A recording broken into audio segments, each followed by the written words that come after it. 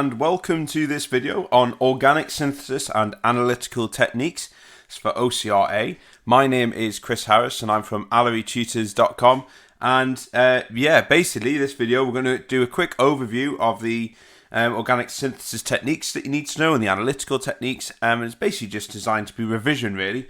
Now the slides that I'm using here, you can access them, you can use them for revision. You have them on your computer and your tablet or mobile phone or whatever, and you can purchase them. If you just click on the link in the description box, they're pretty good value for money, to be honest, and just click on there and you'll be able to get a hold of them there. Like I say, these videos are dedicated to OCRA, and so they match the specification points listed on here. So let's make a start. So we've got infrared and global warming. Obviously, we're looking at analytical techniques, and one of them is infrared spectroscopy. The other one's mass spectroscopy, so mass spectrometry. So we're just going to look at infrared first. We're going to look at some of the properties of infrared and how it kind of affects us globally. So greenhouse gases in the atmosphere absorb infrared radiation. Okay, so we've got electromagnetic radiation that comes from the sun. It reaches the earth and is absorbed by land and sea. Okay, and some of this radiation is re-emitted as infrared, so it bounces back from the Earth as infrared radiation. Okay, so the greenhouse gases that we are looking at really are carbon dioxide, you've probably heard of that one before, water vapor, which might be a surprise to some of you, and methane. So methane is one of the most potent ones. And basically these greenhouse gases, they absorb the radiation and re-emit this back towards the Earth. Okay, and we call this the greenhouse effect. And it's actually the covalent bonds between these atoms in the molecules that absorb this radiation. And obviously, what's causing this increase in greenhouse gases is human activities mainly. Burning fossil fuels, using landfill obviously releases methane. This has increased the amount of greenhouse gases entering the atmosphere, and we call this gradual warming of the Earth. We call it global warming, which you've probably seen before. So what's the evidence? Well, if we analyse air and seawater samples, we can basically gather evidence to prove that global warming is occurring. And most scientists believe that global warming is having an effect on is humans that's having an effect on this. So basically, since 1970, there's been a large increase in temperature and carbon dioxide. Now you can see here, obviously the green one here, which is the levels of carbon dioxide, and the blue one is the temperature levels. Now you can see here that obviously we've got a dust particle there, just ignore that bit, it's just extra data. We're only really looking at the green and blue. And you can see basically as the levels of carbon dioxide increase, the temperature is generally fluctuating in line with the levels of carbon dioxide. So you can see there's a correlation, okay, between carbon dioxide levels, which is the green, and the temperature. But the correlation doesn't mean a cause, okay? There's got to be a mechanism demonstrating that a change in one factor is having an effect on another. So this doesn't mean, it's a bit like that idea of the fire brigade, for example. So you might have like a house on fire, the fire brigade are there every time there's a house on fire, but that doesn't mean that the fire brigade caused the fire. So there's a correlation between houses on fire and firemen there, because obviously they're there to put the fire out, but that doesn't mean just because they're there doesn't mean they caused it. So there's a difference between correlation and cause, okay, and that's basically what scientists are trying to, but they've got to provide strong evidence to try and prove this is happening, okay. And the majority of scientists think that there is a causal link between the levels of carbon dioxide and temperature of the Earth, and they call this an anthropogenic activities. So anthropogenic meaning human activities to blame, and they say actually it's humans that are causing these fluctuations in temperatures. Okay, so how can we reduce greenhouse emissions? So there was an international agreement where you had leaders of some of the biggest countries globally, some of the leading economies, signed up to agree to a limit of CO2 emissions. Okay, and this agreement was made in 1997 in Kyoto, in Japan. They call it the Kyoto Protocol. And basically the leaders of the now 192 nations signed up to it, agreed that global warming exists, and they agreed that humans have caused it. Okay, so that was the agreement. That was the international agreement. So what, they had to do something about it. Obviously they've signed this paper, now they have to do something. And the UK government in particular, along with other industrialised nations, agreed to cut CO2 levels, even though this agreement ended in 2012. Many leaders believe emissions must be cut further, so there may even be another international agreement later on down the line. So I suppose watch this space. Depends when you watch this video, I suppose. So the UK has policies to reduce the levels of emissions, particularly carbon dioxide, and we're using more renewable energy sources. You're seeing more wind turbines popping up. We're seeing the use of nuclear power stations which don't produce CO2. You're seeing the increasing use of electric cars on the roads to replace diesels and electrics which pollute the atmosphere. So solar powers, you're seeing solar panels, you're seeing solar panels on roofs. So there is this movement to try and move away from fossil fuels which could increase the levels of carbon dioxide in the atmosphere. Okay, so obviously all of this is fine, and all of this is caused by global warming. Is obviously is the center of global warming is infrared radiation, because that's heat. So scientists obviously use these ideas in the atmosphere and put it into some kind of spectroscopic use, which is basically a way of analysing information. So infrared spectroscopy uses infrared radiation to increase the vibrational energy of covalent bonds in a sample, a little bit like what happens with the gases in the atmosphere, and their bonds are vibrating. Okay, so the frequency of infrared radiation absorbed by covalent bonds depends on the atoms that are either side of the bonds, so what type of atoms there, and the position of the bond in the molecule. Okay, so is the bond near for example, if we had an alcohol OH, is it in an alcohol or is it in a carboxylic acid? So OH is in alcohols, will probably just be bonded to a carbon with hydrogens on. OH is in carboxylic acids, will be bonded to a carbon with a carbonyl group on, a C double bond O. So that's going to behave differently in terms of its ability to vibrate when infrared radiation is absorbed. So we get these spectra, and you'll get data in your exam as well. You get a data sheet. So this is just an example of a data sheet here. I mean, you see we've got the different bonds, and we've got the wave numbers. Okay, so we measure these things in wave numbers, and we're going to look at a spectrum of ethanoic acid. We're just going to point out some key features here and match them up to the data on the sheet. Okay, so let's look at this first one here. Here we've got an OH acid. We've got a big broad peak at about 3,000 centimeters to the -1. So that big broad peak at 3,000 is because of an acid. So we're looking around here. And also the broad peak tells us it's got to be an OH as well. So you might think, well, why isn't it a CH? Well, actually, because of the broadness of this peak, it's more likely to be an OH rather than a CH. So the broadness obviously plays a role in this as well. Okay, obviously we know it's ethanoic acid, so we're just working backwards. Okay, next peak. This one is a 1700 per centimetre, so centimetre to the -1, and that is a classic sign of a carbonyl group. It's right in the middle of this band here, so that's a carbonyl group. Again, ethanoic acid, we're expecting an OH and a carbonyl group here, so that's pretty important. So that's that one. So again, you're just kind of assigning certain peaks. You can't necessarily identify a molecule. In fact, it's very rare to identify a molecule just from this information here. Obviously, there's a lot of molecules with OH. There's a lot of molecules with C double bond O. Some of them you might have some overlap here. So it's really difficult to do that just from this side. Okay. So what we can do though is we can detect changes in the peaks. So for example, when we oxidize an alcohol, we should see an OH group here. So when we oxidize the alcohol to an aldehyde, what will happen is this OH peak should disappear. So if we test that aldehyde again, aldehydes don't have an OH group, this peak disappears, and obviously this one will appear.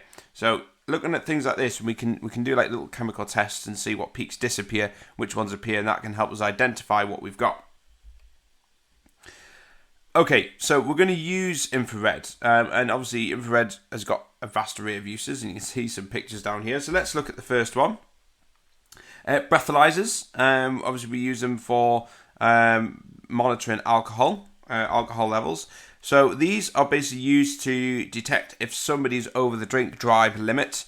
So people breathe into this, and it will give the police officer an idea of if the person could be over the limit or not. Okay, and what they're actually doing is we're measuring the amount of ethanol in the sample of breath. Okay, now on the infrared spectrum, we're measuring the intensity of the CH peak, okay, which may seem a bit strange. You think, well, hang on, alcohol, the functional group in alcohol is OH. However, we can't use the OH peak because water is naturally found in breath as well, and water has an OH bond. So obviously, if we breathe into that, the machine will think you've had loads of alcohol because there's loads of OH bonds, but actually that's just because of the water in your breath. So instead, we're measuring the CH peak here. That shouldn't be in your breath at all unless you've been drinking alcohol. So they're monitoring the amount of the CH in there, and that creates a peak. So obviously this machine will just come up with a standard number, it won't actually give a spectrum, but it's still nonetheless reading the level of CH, and it just comes up with a number on here and quantifies it. Emissions testing. So these are obviously these are pretty useful for things like car emissions, monitoring what type of gases are coming out there and the level of them. I've just had my car MOT'd, and it would have had its emissions test in Britain anyway. It would have had its emissions test done on it, and thankfully it passed its emissions test, so I don't need to buy a new catalytic converter for the car or sort out the engine or tweak the engine or something. So, but yeah, they use infrared basically to test the car emissions, and basically they can show up levels of nitrogen monoxide and carbon monoxide coming out the exhaust, and it's got to fall within limits set by the manufacturer when the car was made. And if it falls outside them limits, then things have got to be done. Either put a new catalytic converter in there, or you change the engine, you tweak the engine, or you do something. I'm not a mechanic, so I would assume they would do something like that. Okay. All right. So mass spectrometry. This is a different type of spectral technique. So mass spectrometry is used to find the relative molecular mass of a compound. Okay, so it's really useful. So if we look at the bottom here, we've got the mass to charge on the bottom, what we call MZ. Basically, it's just the mass of a fragment, which we'll look at in a minute, divided by the charge that it has. Okay, so for example, if we have a mass of a molecule which is just 50, and it has a charge of 1 plus 1, then it would show up as 50 on the MZ.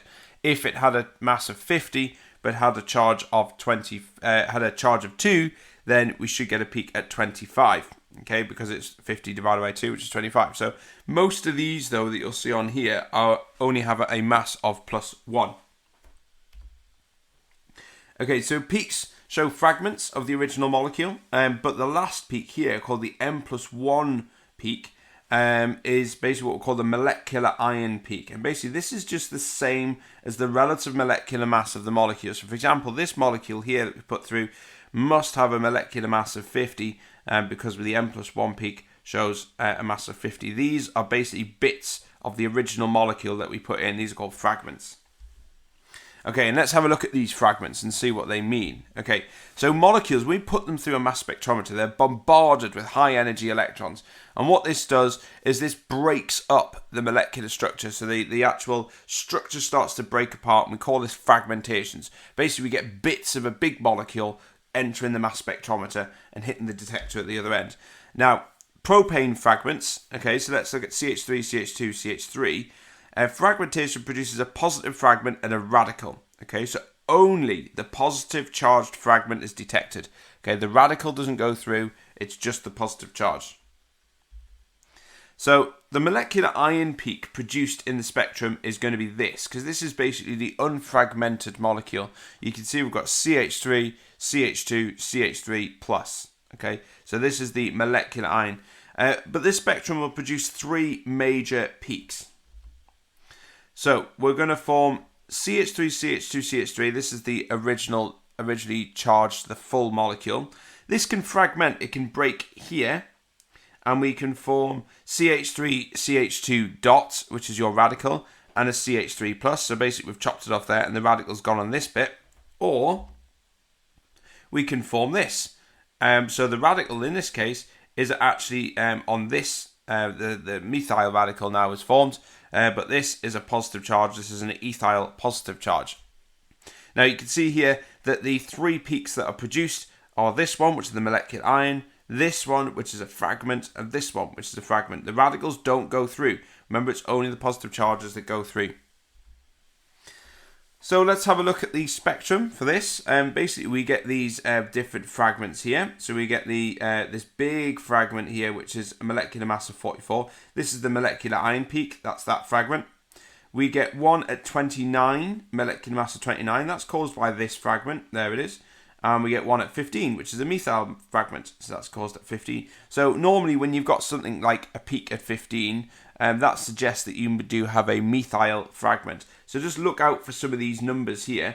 These will give you an indication, especially these two. These will give you an indication of what the fragment could be. So 15 and 29. So some of the smaller peaks have emitted as well. You might get some smaller peaks, but from the spectrum, because you might get some other sub-fragmentation, or you might get double charges, which will shift them further down. But I've omitted them just for simplicity purposes. We're just looking at the main ones here. But look out for other fragments as well, like OH plus 17. Look out for peaks at 17. Look out for peaks at 15. Obviously, we've seen that one here. And look out for carbonyl groups as well. You might get carbonyl groups, which is a mass of 28. So look out for fragments like this, and this will give you an indication as to what might be in your molecule. Okay, so fragmentation patterns can be used to identify molecules with the same constituent atoms. Okay, this is because fragment masses will be different. So if we look here, we've got propanol and propanone. Now, if you look at these have the same molecular formula. Okay, so they're really difficult to distinguish, and actually the same functional group. But we can use fragmentation to help, believe it or not, identify between this and this. And this is how we do it. So let's have a look at some of the major propanol fragments. Okay, so we've got the molecular ion, which is there. So this is propanol, this one here, which is 58. We will have, it could break there. It breaks between carbon and carbons. That's where you normally get in your breaks here. So you break in there and you got CH3, CH2 fragment, which is 29. Or you can have this fragment, COH. So you can chop it there and you can have that fragment, which is 29. So these are the major fragments that you'd expect to see for propanol. Now for propanone, these are the major fragments you'd expect to see. Obviously you get the same mass for the molecular ion because it's just the same, it's 58. But look how we carve this one up. We can break it there and we get this fragment, CH3CO+. Okay, so basically breaking it, chopping it there. Now we wouldn't get that with this. Okay, we just couldn't get it with this one. So this fragment is 43, and that's quite a major fragment as well. You'll also get a CH3 as well, because of the way it could break, you can get a CH3 that's left behind. So you could get it in this one as well, but you're more likely to get it much more in this molecule, so you get much greater intensity of the peak. So you're more likely to get this with propanone. So you can see here how we can compare the fragments and identify which one it could be. So obviously we can look at our spectrum, and a little bit like with infrared as well, we can actually run our sample through the machine and compare it against a known library of spectra, and effectively that could help identify exactly what the molecule is if it's already in there. It's a little bit like if you commit a crime and you've already committed a crime in the past, the police may have a record of your fingerprints. If you then commit another crime, they take fingerprints from the crime scene. And if they have a record of your fingerprint already on their database, they compare the two and they know who's done the crime and they come and arrest you. So it's a little bit dramatic, but it's a little bit like this. If the computer has already seen this spectrum already, or this sample, you put it in and it will try and match it up. Okay, obviously we don't use these things individually. We actually have to combine them. And basically to help identify unknown compound, you should use both mass spectrometry and infrared. Okay, so the first step we should do is the molecular formula. So you work out the molecular formula from experimental composition. Okay, so you need to look back into module 2 to see how we actually work that one out. Okay, so we're looking at working out the molecular formula. So we're using things like empirical formula and masses of compounds, etc. So we're using it from there. Then we need to identify any functional groups in there, and we use it for red spectroscopy to identify the functional groups in your unknown sample. And then once we've identified the functional groups, then we can basically deduce the mass of the molecule that we could have, and we use mass spectrometry to identify the structure from the fragments that we formed, like we've just seen before. So then fragmentation can help us piece together the structure of the compound that we've just produced. Okay, so let's look at some chemical techniques. So reflux is a technique used when you want to heat volatile liquids. So that's what it looks like on the left there. So it allows strong heating without the volatile reactants with volatile reactants and products. Basically, these are just substances which evaporate easily. But when you put it in a reflux, they will still evaporate, of course, but they'll hit against a cool condenser. which is here. This is full of water, and it'll hit against the inner side here and drop back down and re-react. So it means you can heat without losing any of your product.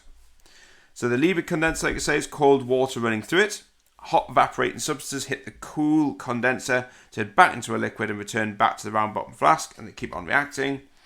And because we're using flammable liquids a lot of the time, this is organic chemistry, quite a few of them are flammable, we use a water bath, or we can use an electric heating mantle to heat the sample. It's just a lot safer than using a naked flame to heat up flammable liquids.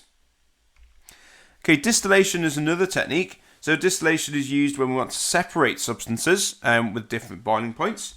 So here's the method that we would use. So basically we're going to gently heat the mixture.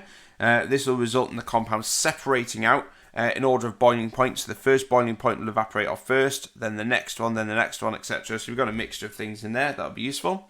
If we know the boiling point of the chemical you want to separate, it can allow you to decide how you're going to separate your compound. So if we know, let's say, we've got a mixture in here and we want to separate something with a boiling point of 50, all we do is we heat this up to 50 degrees only, and we know any vapors coming from this at 50 is the product that we want, which is basically coming off here and it goes in here. You might have still some impurities in there, but we'll look at further purification techniques just in a moment. If your compound has a lower boiling point, and that of your starting mixture, you heat the temperature, like I say, to the boiling point of your compound you want to separate and collect it in here. If your compound, though, has a higher boiling point than the starting mixture, then you heat to the temperature of the boiling point of your compound you want to separate, and your compound will remain in the round bottom flask. So basically, the bits that you don't want will just evaporate off and condense into the tube, and you'll collect it in here. And the stuff that you do want will be in here. So just depends on what you're after, really. And distillation is really useful if you want to extract a chemical before it reacts any further. So oxidizing primary alcohols can produce aldehydes. However, if the aldehyde isn't removed as soon as it's formed, it will oxidize to a carboxylic acid. So you'll be really careful with that. And distillation is used to remove that aldehyde. So it's like heating it gently, you get your aldehyde, take it away quickly before it reacts with more oxidizing agent, and you should get your aldehyde from there. So this method in particular is for the oxidation of primary alcohols to aldehydes. Okay, so look at redistillation and separation. This is purification. This is trying to purify your substances that we've got, okay? And redistillation is used when we want to purify volatile substances, and they can be purified further using separation. It's all about obtaining the best product that we can. So we need to separate the useful alkene from the impurities, okay? So let's say if it's going to be an alkene, distillation can help. And distillation separates the chemical by boiling point. So we can collect the different substances by monitoring the temperature at which they boil, and collect at different liquids as they come from the condenser, so we can separate them out if we want. And actually, despite the distillation, the redistillation, okay, which is basically just running it again, then you might still have some impurities left behind. And so what we need to do is further separation and purification. So we use a separating funnel first. So we pour this liquid that we've got in here and tip it into here. And basically what we do is we add water to it, and that will dissolve any soluble impurities that may still remain. And there's your useful product that you'll have at the top, and this is the bit that you want. This is useful if you're trying to separate like an alkane or an alkene from an aqueous impurities. And then what we can do is you can add a drying agent in afterwards. And so we'll have a look at that on the next slide. So obviously you've got your substance here, and you might think, right, well, that's it, really purified. I've distilled it, I've redistilled it, and I've separated it. But actually there might still be some water in here that we need to remove. So we're going to add a drying agent. Okay, so this is the separation. Let's have a look at the separation technique in a little bit more detail. So we've got the products. We're going to add the products from the distillation into a separating funnel. You can see that's it there. We're going to add water, like I say, to dissolve the soluble impurities and create an aqueous solution. That's it in there. And then after allowing the solution to settle, we've got two layers forming. The top layer is the impure product. That's what we're wanting. It's like I said before, there might be some water in there. The bottom layer is the aqueous layer. It contains them soluble impurities like we mentioned. We drain that aqueous layer off. We don't want that bit. Obviously, you've got to take the stopper off, otherwise it won't drain.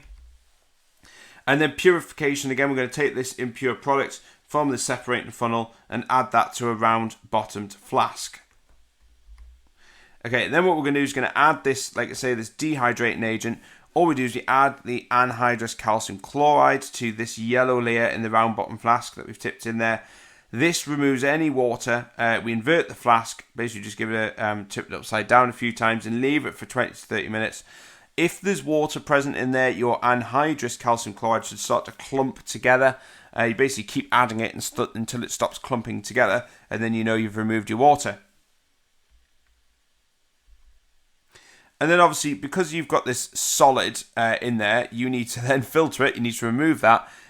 So you filter your solid drying agent again to remove that. And then what you should have left, after all that filtering and separation and purifying, you should have a nearly pretty much pure sample of your compound left with no water and no impurities.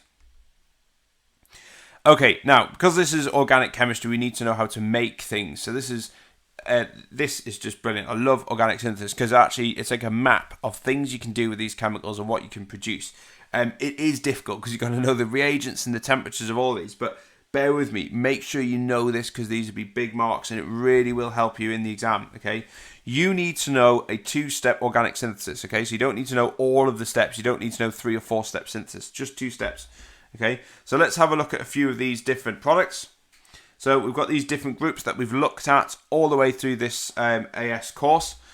So going from an alcohol to an aldehyde, we add potassium dichromate and sulfuric acid, and we're going to heat primary alcohols in a distillation kit, basically to get your aldehyde.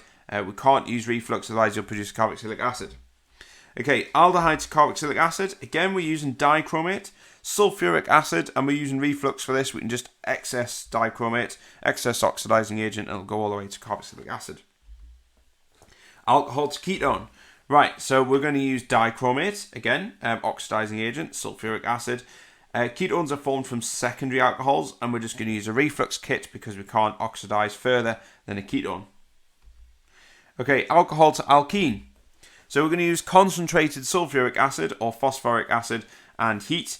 Basically, this is a dehydration reaction. If you can remember, we're removing water from the alcohol to form your alkene.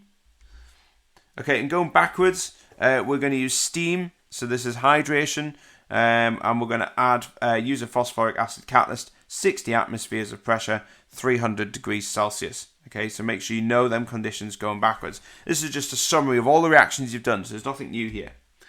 Alcohol to haloalkane. So we're going to use your sodium halide, like sodium chloride, sodium bromide, sulfuric acid, 20 degrees, room temperature is perfectly adequate, and you'll form your haloalkane. And then obviously going backwards, we're going to use warm sodium hydroxide, and we're basically going to do a nucleophilic substitution reaction, swap that halogen for the OH to form the alcohol. Obviously we're going to use water and reflux as well. Okay, alkane to haloalkane. We're going to use a halogen. Remember, alkanes are really unreactive. They don't react with much. And the only way really to get them to react is through really radical methods. So we have to use free radicals. So we use UV light and a halogen, and basically we convert the alkane to a haloalkane. Okay, alkene to haloalkane. All we're doing is adding a hydrogen halide, HX, plus 20 degrees Celsius. So it can all be done at room temperature. Relatively straightforward reaction, that one. An alkene to dihaloalkane. Again, because we're wanting 2 halogens, we just use halogen, so X2, which is your Br2Cl2, whatever it is, and 20 degrees Celsius for alkene to dihaloalkane.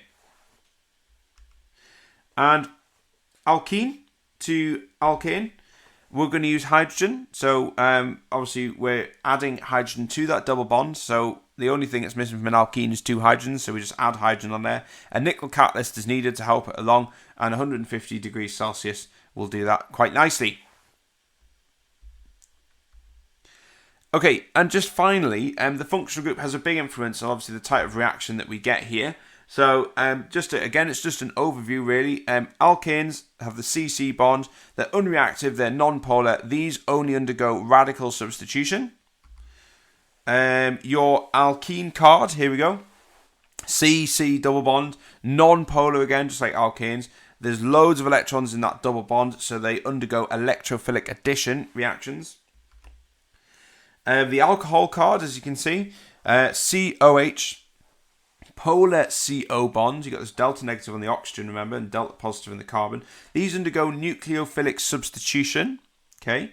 And they also undergo elimination or dehydration reaction. So that's particularly when you're forming alkenes. Okay, so haloalkane card. So the CX, or the polar CX bond, it is polar, very polar, so therefore they will undergo nucleophilic substitution, a little bit like alcohols can. The aldehyde and ketone card both contain the carbonyl group, as you can see, the C double bond O. That is polar as well. Aldehydes will oxidize, but ketones don't. As long as you remember that little point there, that's important.